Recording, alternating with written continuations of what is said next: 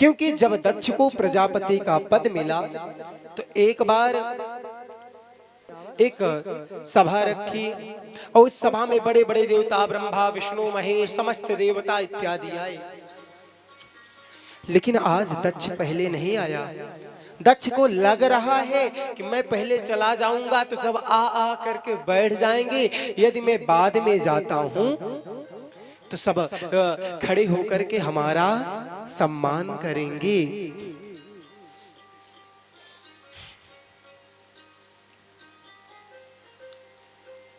भैया दक्ष जब आया, आज दक्ष को अहंकार हो गया है कि बड़े अधिकार दक्ष जब पावा, बड़े अधिकार दक्ष जब पावा, बड़े अधिकार दक्ष जब पावा, अति अभिमान हृदय तब आवा, बड़े अधिकार दक्ष जब पावा, बड़े अधिकार दक्ष जब पावा, बड़े अधिकार दक्ष जब पावा, अति अभिमान हृदय तब आवा, अति अभिमान हृदय तब आवा, अति अभिमान हृदय तब आवा। भैया अस कहू अस नहीं कहू अस जनमा जगमाही, प्रभुता पाई जाहि मद नाही। संसार में ऐसा कोई जन्मा ही नहीं है कि प्रभुता पाने के बाद, प्रशंसा पाने के बाद उसे अहंकार ना आवे।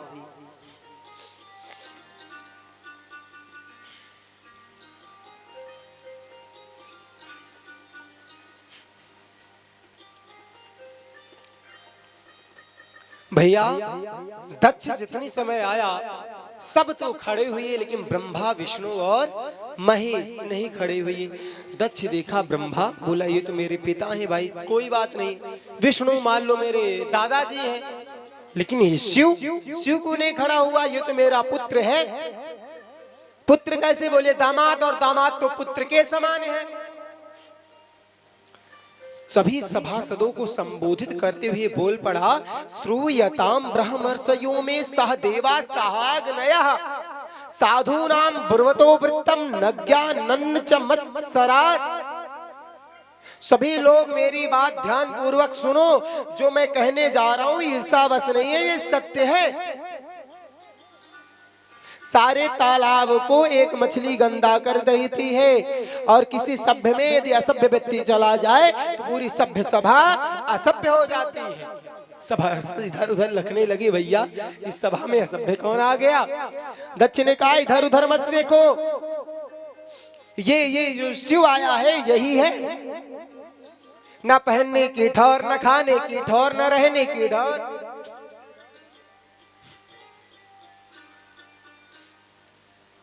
ना पहनने की ठौर, न खाने की ठौर।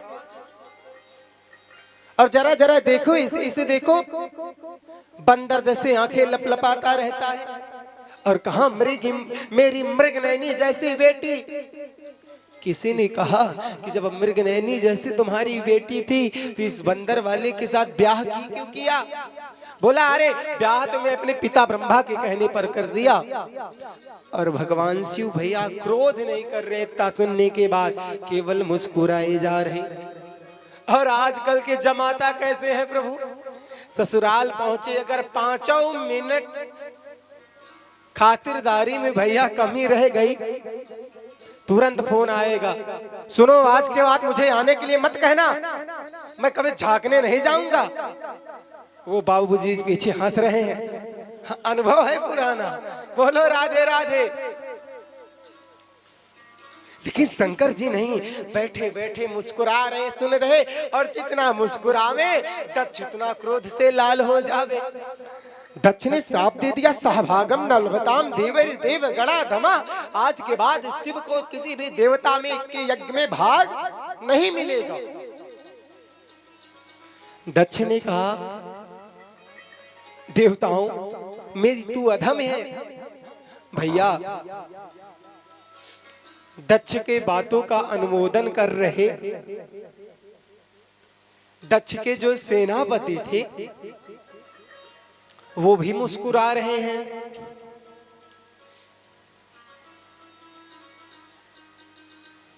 सोई भैया नंदी जी से रहा ना गया। नंदी जी ने श्राप दे दिया, जैसे दक्ष ने श्राप दिया कि आज से शिव को किसी भी यज्ञ में भाग नहीं मिलेगा। नंदी ने श्राप दे दिया।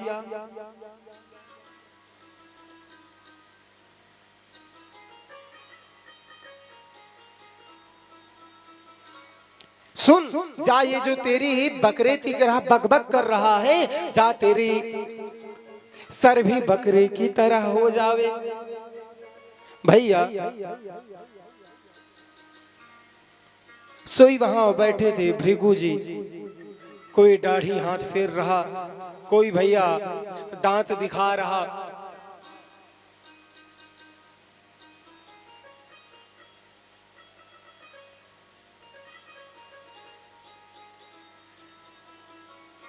तो ब्राह्मणों को हंसता हुआ देख दक्ष ने श्राप दे दिया, जा तेरे नंदी ने श्राप दे दिया, जा तेरे जैसे ब्राह्मण चाटुकार हो जाएं, पाखंडी हो जाएं। शिव जी ने कहा, प्रभु मैं तो आपा आपी में आया था, यहाँ तो श्रापा श्रापी होने लगी है, यहाँ से निकलना चाहिए। शिव जी भैया वापिस चले जाए। दक्ष को रहा न गया, भैया अपमानित करने के लिए एक विशाल काय बृहस्पति नामक कनखल में यज्ञ, वहां उस यज्ञ में भैया सबको तो बुलाया, लेकिन अपनी बेटी सती को आमंत्रण नहीं दिया। हाँ, और आज देवता जो जा भी रहे उस यज्ञ में, तो भैया आकाश के मार्ग, अब भैया कोई रास्ता तो फिक्स नहीं कि बस शिव के द्वार से ही जाना है, आकाश से जाना है, लेकिन वो जानते हैं कि आज सती को और शिव के निमंत्रण नहीं मिला, तो आज शिव के रास्ते से जा रहे। और भैया जैसे कैलाश पर्वत के ऊपर पहुंचे तो अपनी विमान बिल्कुल धीमा धीमा कि देखे तो सही सती, और शिव देखे कि शिव को निमंत्रण नहीं मिला कि यज्ञ में इंद्र को निमंत्रण मिला है, वरुण को निमंत्रण मिला है, वायु को निमंत्रण मिला है, नवग्रहों को निमंत्रण मिला है। और तभी भैया किसी की पत्नी बोल पड़े, ओए सती तू नहीं जा रही क्या? सती ने कहा, कहां जाना? अरे राम राम राम, तुझे नहीं पता तेरे पिता ने इतना विशाल का यज्ञ किया है, नहीं बुलाए क्या? सती जी ने कहा, मेरे पिताजी? बात तो बनानी पड़ेगी। बोले अच्छा, अरे हाँ हाँ बहन चल, तू चल चल, मैं भूल गई, मैं पीछे पीछे आती हूँ। आई है कहां पर?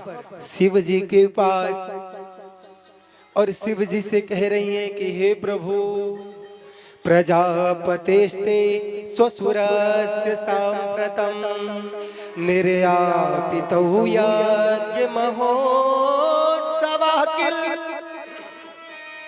वयं च तत्राभिसराम वामते यदयार्थितामि विबुधा व्रजन्ति। शब्दों पर गौर करिएगा। आज सती जी ये नहीं बता रही कि हमरे मायके में इतना विशाल यज्ञ हो रहा है, कह क्या रही कि प्रजापतेस्ते स्वसुरस्य राजन। वैसे तो हमारी मैया ना बाबूजी, अनुभव तो आप सबको खूब होगा, जब कभी कोई उनके मायके में कार्य हो बढ़िया कि अब मेरे पिताजी के यहाँ, मेरे पिताजी के यहाँ, लेकिन आज सती जी के भाव बदल गया, बोली बदल गई, कही स्वामी जी आपके ससुर जी ने इतना विशाल यज्ञ किया है, क्योंकि जानती हैं न्यूतवा तो वह नहीं भवा, तो बात तो बनानी पड़ेगी। और शिव जी मुस्कुरा भी रहे हैं कि पिता भवन उत्सव परम जाओ प्रभु वायसु होई, तो मैं जाऊं कृपायतन सादर देखन सोई। तो मैं जाऊं कृपायतन सादर देखन सोई। स्वामी, यदि आपकी आज्ञा हो तो हम सब चले।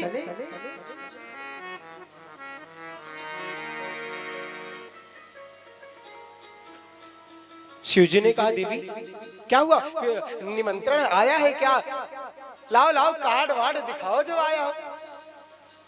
सती जी ने कहा स्वामी मुझे लगता है पिताजी भेजे होंगे, लाने वाला हो सकता है पहुंचा नहीं पाया होगा, गलती से भूल गया होगा। शिव जी बोले देवी ये रीजन नहीं था, रीजन तो कुछ और था। ध्यान देना, शिव जी ने आज तक सती से ये नहीं बताया कि तुम्हारे मायके में मेरा कितना अपमान हुआ था।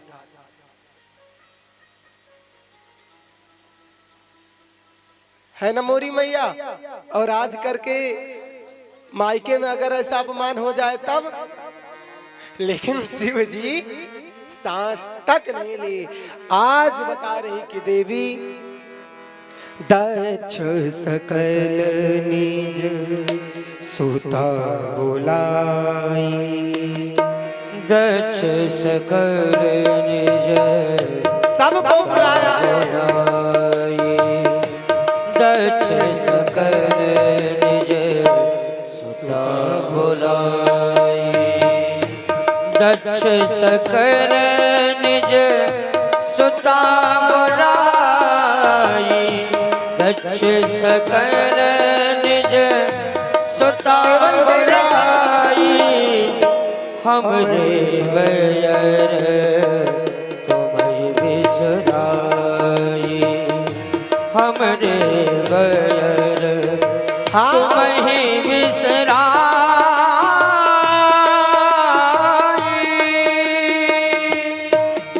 केवल मेरे कारण तुम्हें सती उन्होंने नहीं बुलाया है। दक्ष सकल निज सुता बुलाई, सबने बुलाया है, सबको बुलाया है, लेकिन मेरे बैर के कारण तुम बिसरा दिया। सती ने कहा प्रभु कैसा बैर? आज पूरी बात बताए शिव जी। कब बता रहे? आज बता रहे हैं।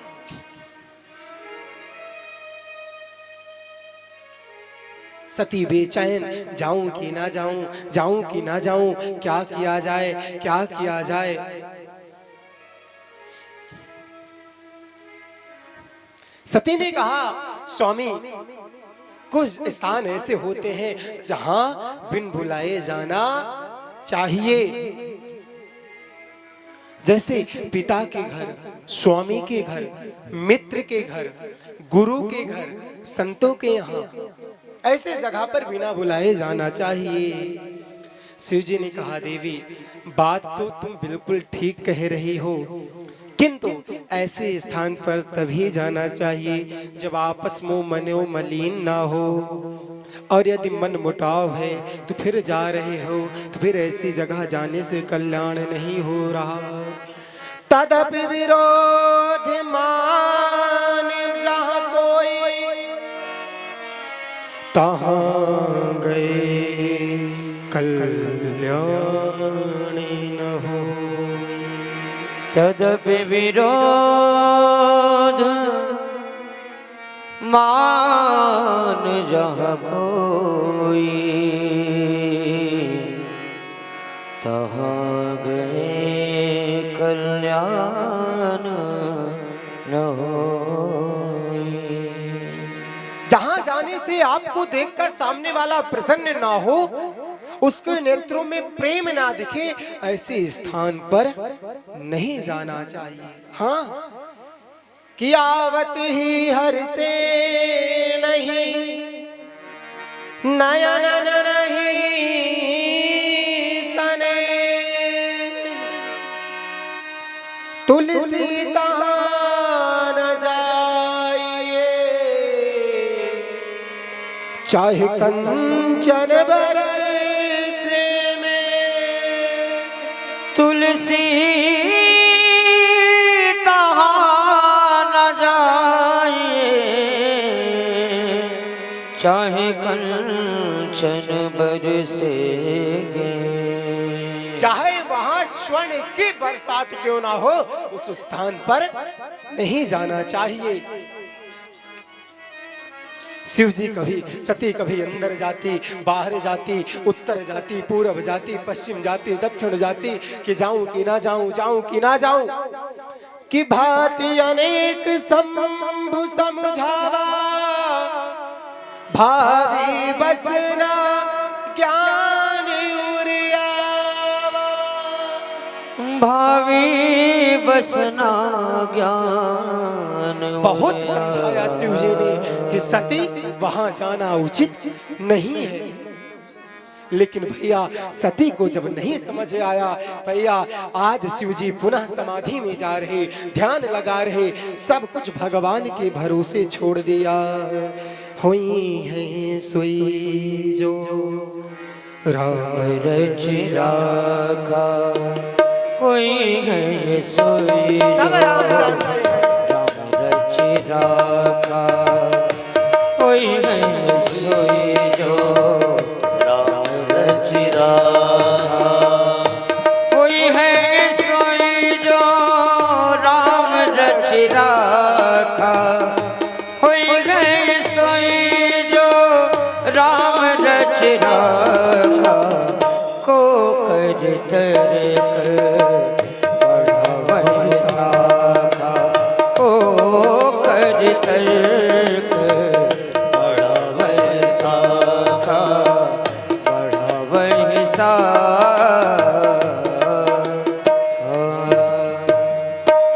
राम जी के ऊपर सब कुछ शिव जी ने छोड़ दिया। सती सोची जाती हूँ, पिताजी जितनी पहुँचूंगी देख कर प्रसन्न हो जाएंगे कि बिन बुलाए बेटी आ गई है, पिताजी इनके लिए सुंदर उपहार देंगे, और आकर के कहूंगी भी कि सुनो लो, जा नहीं रहते, देखो देखो पिताजी ने कितना सुंदर उपहार दिया। शब्द बदल गए, शब्द बदल गए। अब जान लिए काम नहीं हो रहा, मेरे कहने से मेरा नाम होना है, तो क्या कह रहे, पिताजी उपहार दिए, और वहां पर क्या कह रही कि आपके ससुर जी के यहाँ यज्ञ हो रहा। और भैया सती जी चल पड़ी दक्ष के यहाँ, और भैया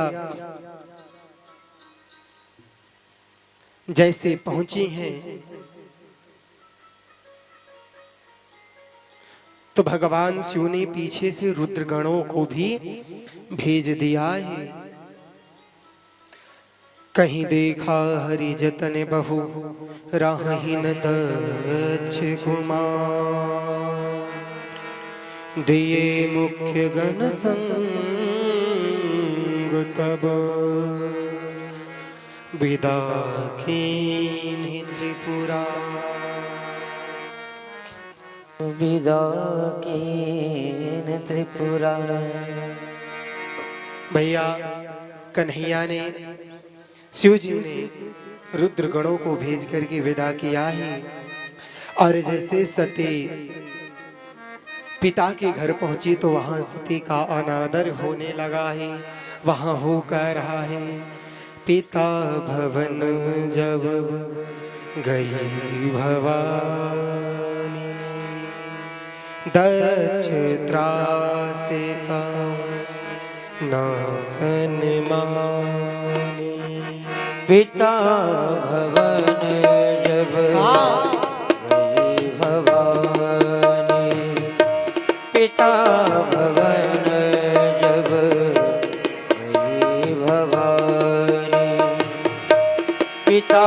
भवन जब गई भवानी, पिता भवन जब गई भवानी, दक्ष त्रास का हो न सनमानी, दक्ष त्रास का हो न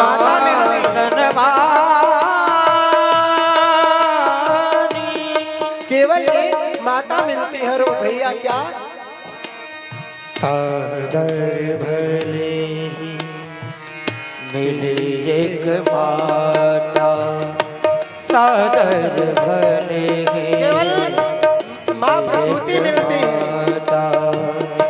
सादर भले ही मिली एक माता, सादर भले मिली एक माता, भगिनी मिली सकल मुस्काता, भगिनी मिली सकल मुस्काता, बहुत मुस्काता, बहुत मुस्काता।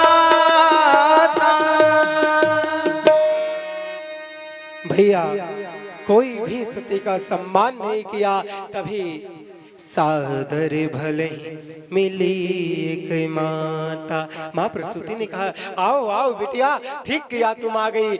माता पिता के लिए का द्वार तो बेटी के लिए निरंतर खुला रहता है। लेकिन भैया भगिनी मिली बहुत मुस्कुराता। अन्य बहनें व्यंग्यात्मक हंसी उड़ा रही, अरे अरे तू बिना आमंत्रण के ही आ गई सती, ठीक ही आ गई, कहाँ तुझे कौन सी न्योते की जरूरत है। भैया सती ने सोचा ठीक है बहन है, बोल ले, चलती हूँ पिता के पास, क्योंकि बेटी की रिश्ता तो पिता से ही होता है। आज मन मायूस है सती का, क्योंकि सम्मान तो नहीं पाया। कही थोड़ी बात शिव की कही हुई सती को याद आने लगी। लेकिन एक विश्वास है ना, कभी पिता तो है, क्योंकि भैया बेटी का मायका तभी तक है जब तक उसका पिता होता है।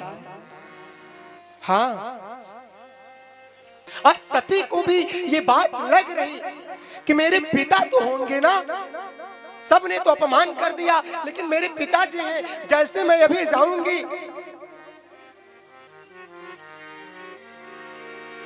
सोई पिताजी मुझे गले लगा लेंगे, आओ आओ बिटिया आओ आओ, देखो देखो फिर इन सबका मुंह कैसे बनता है।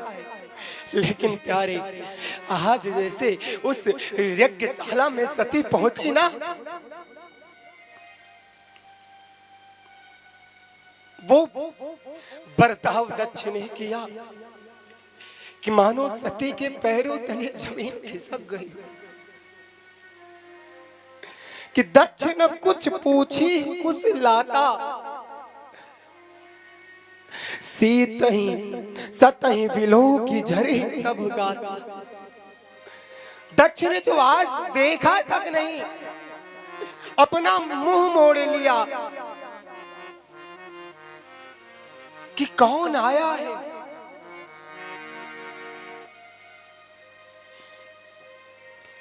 सती जाई देखूं तब जागा, कतहु न देख शंभु कर भागा।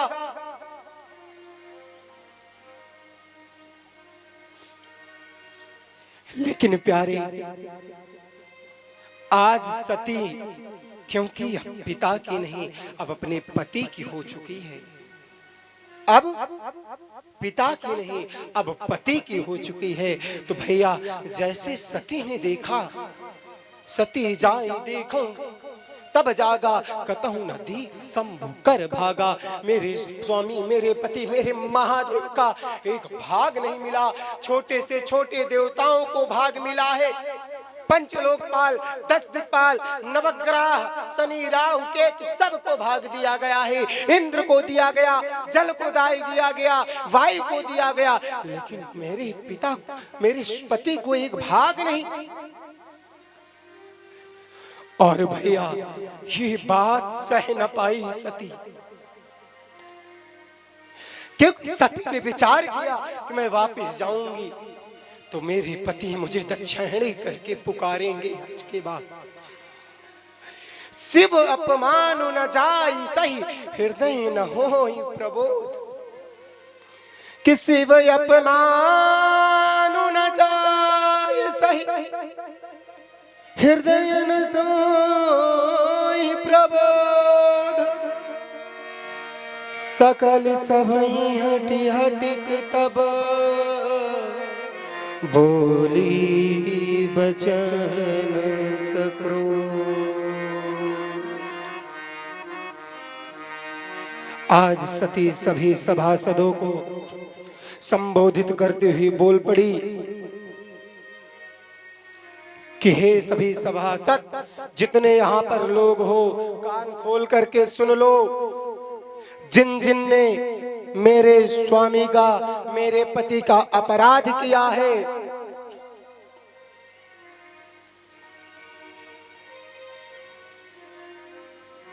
कोई भी इसमें से नहीं बचेगा। कान खोल करके सुनो। और क्रोध में तमतमाकर सती सभी सभासद को संबोधित कर रही है। सुनहु सभासद सकल मुनिंदा, सुनहु सभासद सकल मुनिंदा, सुनहु सभासद सकल मुनिंदा। कहीं सुनी जिन शंकर निंदा, कहीं सुनी जिन शंकर निंदा। सुनहु सभासद सकल मुनिंदा, सुनहु सभासद सकल मुनिंदा। सुनहु सभासद सकल मुनिंदा, सुनहु सभासद सकल मुनिंदा। कहीं सुनी जिन शंकर निंदा, कहीं सुनी जिन शंकर निंदा। सो फल तुरंत लाभ सबका, सो फल तुरंत लाभ सबका हूँ। सो फल तुरंत लाभ भली भांति पछताना पड़ेगा तुम्हें। भली भांति पछताओ पिता हो।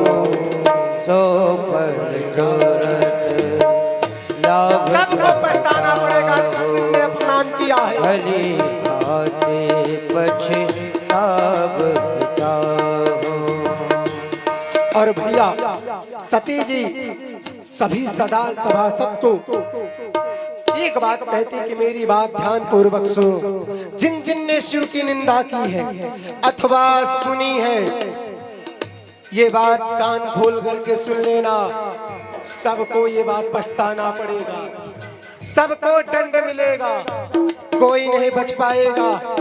और मेरे पिता दक्ष को तो भली भांति इसका दंड मिलेगा। कान खोल करके ये बात सुन लो कि ये बात सबको भुगतनी पड़ेगी। और हरि गुरु निंदा सुनहि झुकाना, हरि गुरु निंदा सुनहि झुकाना। हरि गुरु निंदा सुनहि झुकाना, हरि गुरु निंदा सुनहि झुकाना। लगे पाप गौ घात समाना, लगे पाप गो घात समाना। लगे पाप गौ घात समाना, लगे पाप गो घात समाना। हरि गुरु निंदा सुनहि झुकाना। हरि गुरु निंदा सुनहि झुकाना।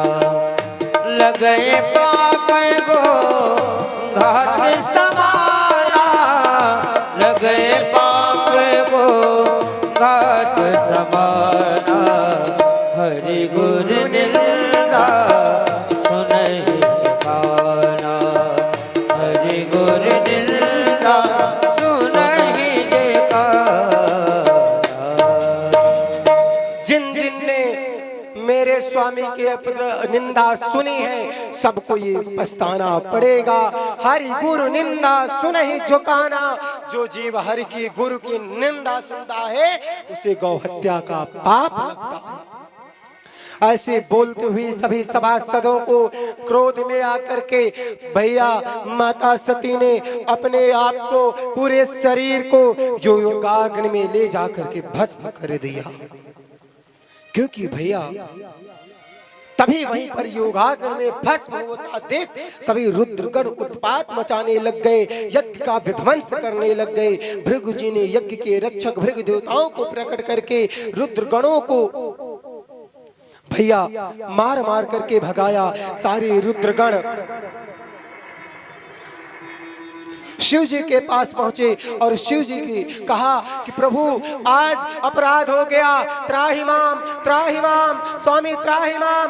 माता सती ने अपने प्राण को त्याग दिया, अपने प्राण को त्याग दिया।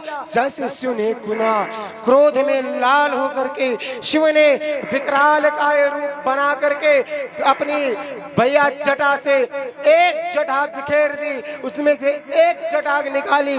विशाल काय शिला पर जैसे अपनी जटा को पकड़ा है, विशाल काय वीरभद्र का प्राकट्य हुआ है। बोले वीरभद्र महाराज की जय हो।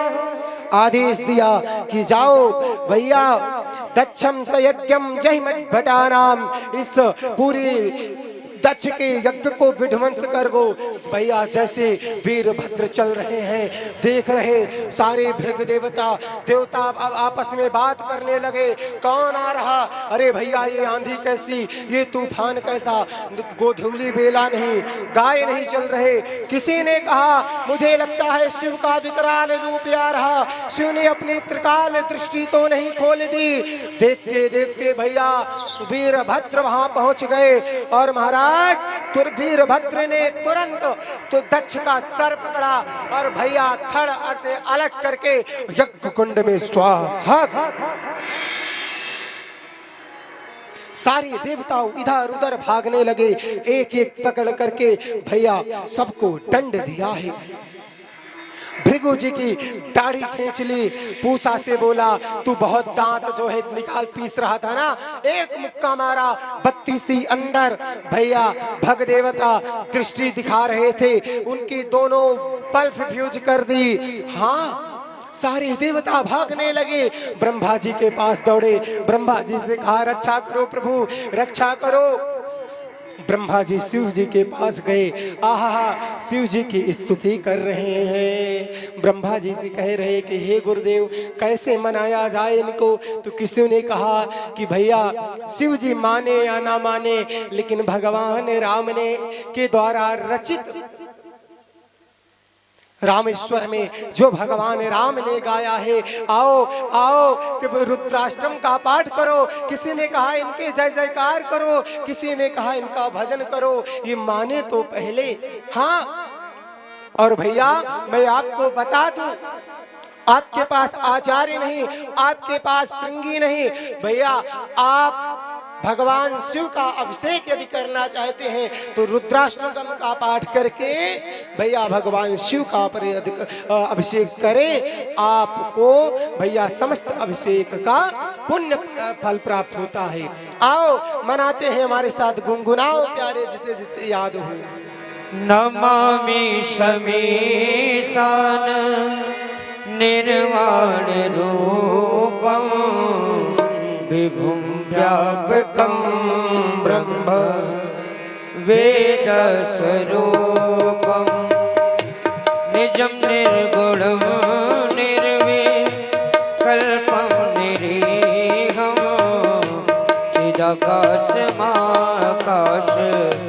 वासं भजेऽहं निराकार मोकार मूलं तुरीयं गिरा ज्ञान गोति तमीशं गिरीशं करालं महाकाल कालं कृपालं गुणागार संसार पारं नतोऽहं तुषारादृशं काश गौर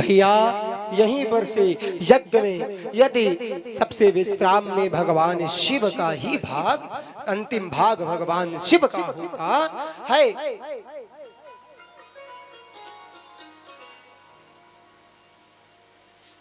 भूयान अनुग्रह अहो भवता कृतो मे दंडस्त्वया मयि भृतो यज्ञ प्रलब्धा। हे प्रभु, दक्ष कह रहे हैं कि हे भगवान, आपने दंड देकर महान कृपा करी। आप नहीं चाहते कि मैं अधम ब्राह्मण भी नरक में जाए, इसलिए आप दंड दे करके मुझे शुद्ध कर दिए।